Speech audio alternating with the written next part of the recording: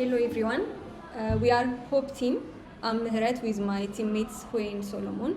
We will present the comparison of LSTM and Transformer Encoder model for text classification. The presentation has 7 sections with introduction, dataset, and architecture of the model, together with the results and finally the conclusion. The main objective here is to evaluate and demonstrate the performance of different models and show which model is more suitable for which scenarios. The dataset used is a Genius dataset. I'd like to introduce you to how we manage the dataset. Well, we had the data source and we access it through the Genius via the Hanging Face. Then in there, we went ahead and we did a split and class distribution, of which we were able to evenly distribute the classes of the data. Then we had the processing pipeline, which included tokenization, vocabulary, then we had the special tokens, then padding and labels. At that point, we went ahead and did the model architecture. In the model architecture, we had the LSTM classifier and the Transformer Encoder.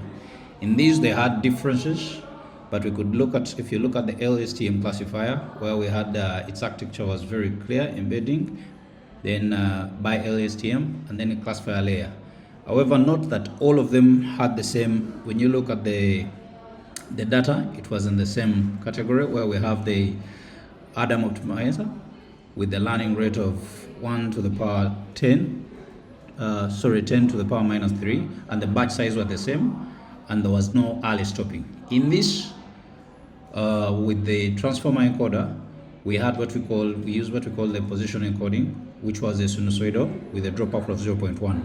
The differences in this, would say, is with the LSTM, with the model specific, much as both of them had 2 layers. When you look at LSTM, it is bidirectional, whereas when you look at the Transformer Encoder, it has 4 heads and A15 512. So with that, I would say with the rest of the, maybe to talk about the trainable params, which is approximately 3.5 for LSTM, and Transformer Encoder is 3.2, approximately 3.2. We did the main comparison. If you look at the main comparison, firstly, I'll give you a performance summary, which clearly showed that in the models, LSTM was the better model. However, why would we say it's the better model? That's what I would love to introduce to you. First of all, the data sets. When you look at the data sets, the samples were insufficient for the Transformer model, so which made the LSTM a better option. Then the texts were shorter. We looked at relatively to be around 20 to 50 tokens in headlines, which was an advantage. Then it requires no warm-up, unlike the Transformer model where you need a warm-up. So when you look at the loss curves and the convergence analysis, with LSTM, we have it's smooth and stable, whereas the Transformer, when you look at the graph, it has an initial improvement.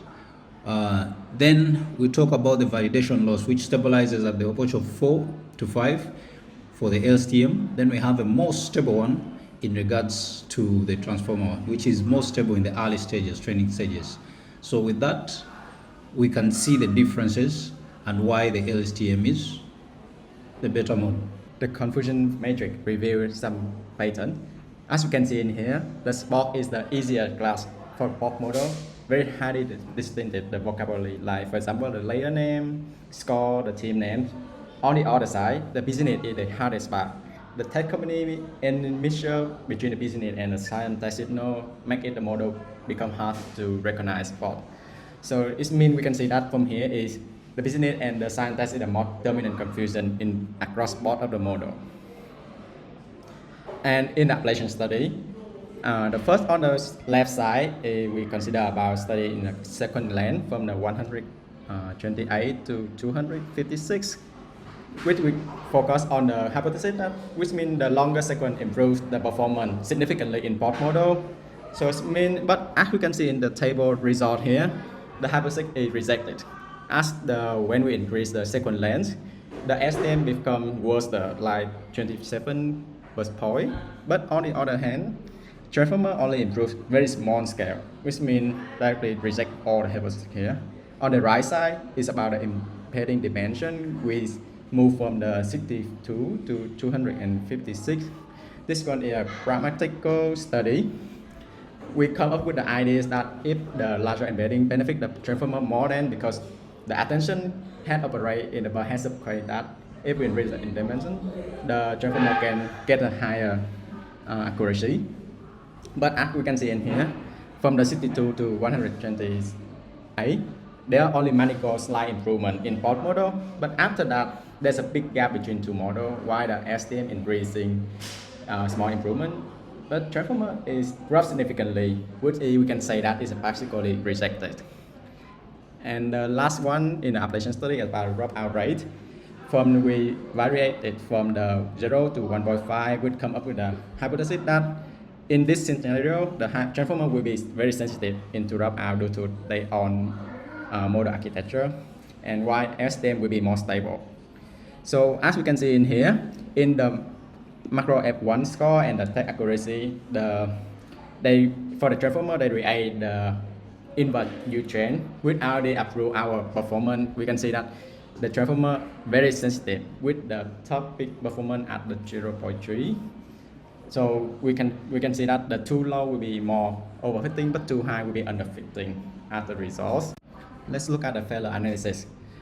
There's a 5 example, but we will look at the 3 example for 3 cases.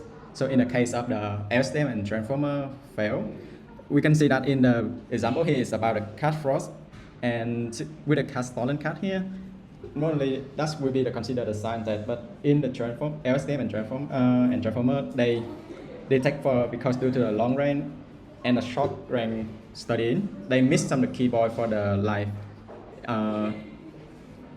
Cat fraud would most normally happen in the science and technology thing. And in the case of LSTM wrong, because of the my freak Patrick, normally he's from the spot in the training data, so LSTM mistake with that for the spot. That's why it comes up with the actual science test. On the other hand, the transformer, they don't care about that. They just mapping up with a columnar figure with the person name, so they can easily catch up with the label for the science test. And in case of the transformer, because we can see that in the Venezuela, we have the world oil market. In this one, in the voice factor, it can be easier, can consider for the business, but actually they missing the voice supporter, which mostly considered in the political keyword, which mostly the LSTM doing better in that case. So we can say that overall the business and the science is the most difficult class boundary.